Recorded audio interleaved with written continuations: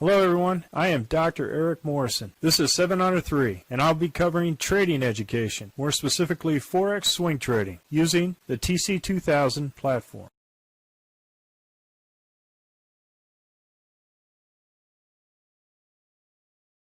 Hello, this is the week in review for the 21 Forex currencies and a couple others for 31 July at 4 p.m. Central Time. I'm going to start off with the Aussie dollar, Canadian dollar. We had tested, and I'm just going to go ahead and start off by saying that I was testing a counter trend trade with the Z3 here, and as you can see, it resulted in a loss. I did, however, have a long trade, and I'm going to go through some of the other Z3 trades that, though some of them were profitable and all that, it just got confusing over the week to track both counter trend trades off the Z3, and which are reversal trades, and the regular risk to reward breakout trades that I normally do with the weekly highs and the daily breakouts. So going forward, I'm not going to do those trades. I'm going to try to keep this as simple as possible because I don't want to make this more complex than it is, and I've been trading for a few years and I don't like the fact that my trading becomes complicated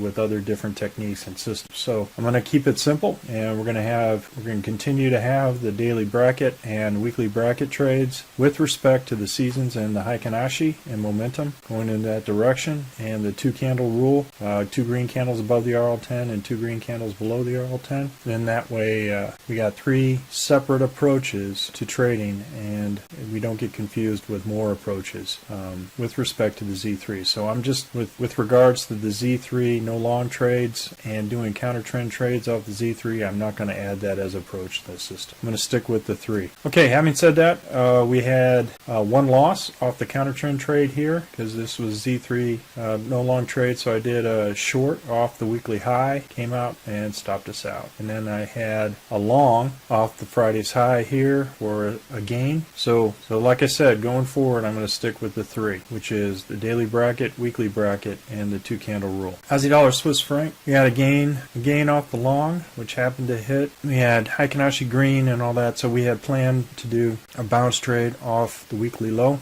That order went in, and we had substantial profit for that. And so that was a good trade. Then as you see, it came back, circled around, hit or stop, and went back to around the weekly low for the range. Aussie dollar, Japanese yen, we had a loss. We had a long, everything's green, everything's up. Went ahead and did this trade and was stopped out at this candle here, right? So no gain for this for Aussie dollar, Japanese yen. Aussie dollar, New Zealand dollar, we had no trade and didn't go long because the risk to reward was not that great here with it was a Z3 no trade. Aussie dollar, US dollar, we had a gain with everything green going up, but we had a Z3 test of the no trade, and this is what I was talking about and being confused on some of the trades. But this trade was long. I got stopped out, hit our short order here, and we closed out with the gain. However, I don't like that because of the fact that we had a significant risk reward. So when I'm tracking these currencies and I see the Z3 shoot substantially up, we could have had significant loss on this particular trade. So like I said, even though this ended up as a gain, I want to make sure that I uncomplicate my trading, and I'm not going to be doing Z3 counter trend trades on that. I'm just going to put it as a Z3 no trade.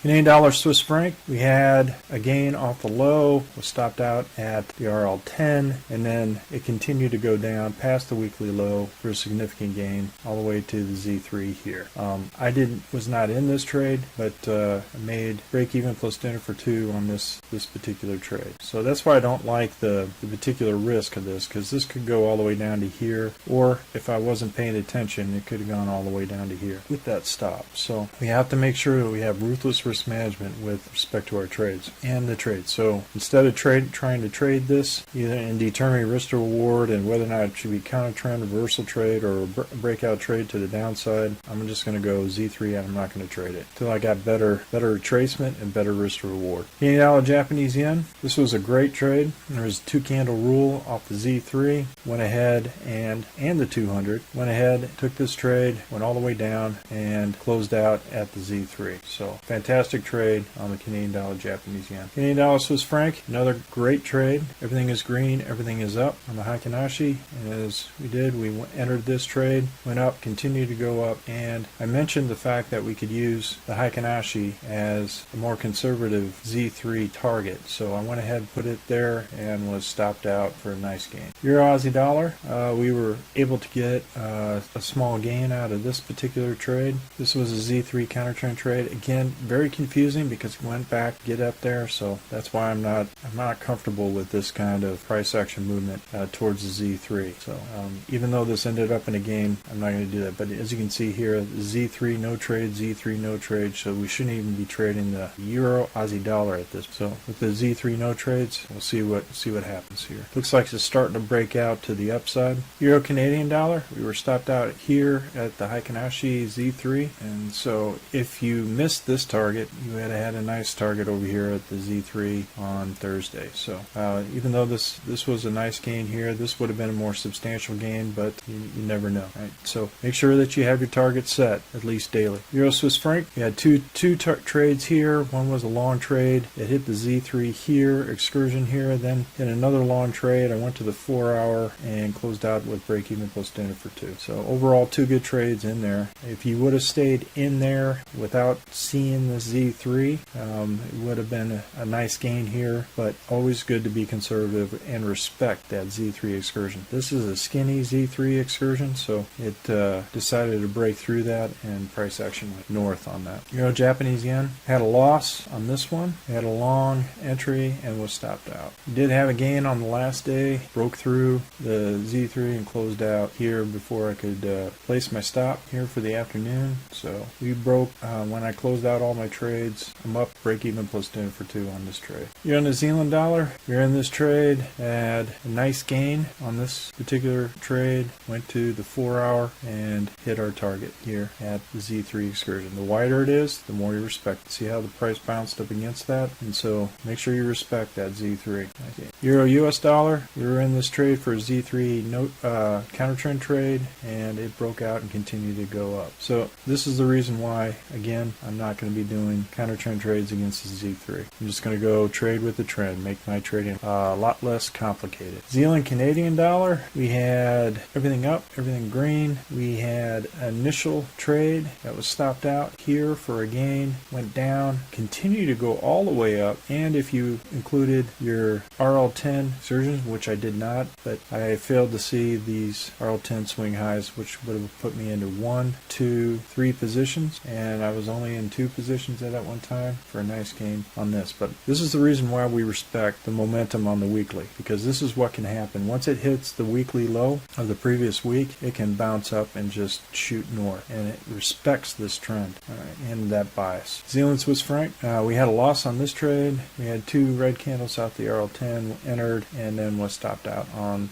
Tuesday. Did not re-enter in for a short. This would have hit our particular thing, but I checked my trades. I did not re-enter short on this New Zealand Swiss franc. But if you did, you would have had a nice gain to the because the RL10 is going down. Would definitely enter into this trade if I did. But when I checked my records, I did not enter in that short. I just stopped out here. Zealand Japanese yen, I was in a short for a small loss here, about a scratch on this particular trade. Zealand US dollar, and a nice gain here between here and here, and it came up and was stopped out for about a break even plus 10. US Canadian dollar, this was a Z3 counter trend trade. Initially worked out a loss, and initially had shorted here and then had a loss. That's a small gain from this particular short here. So I had a break even plus 10 for 2 and then a loss here. All right, so this is the reason why we continue to respect that trade. So I had 2 orders and it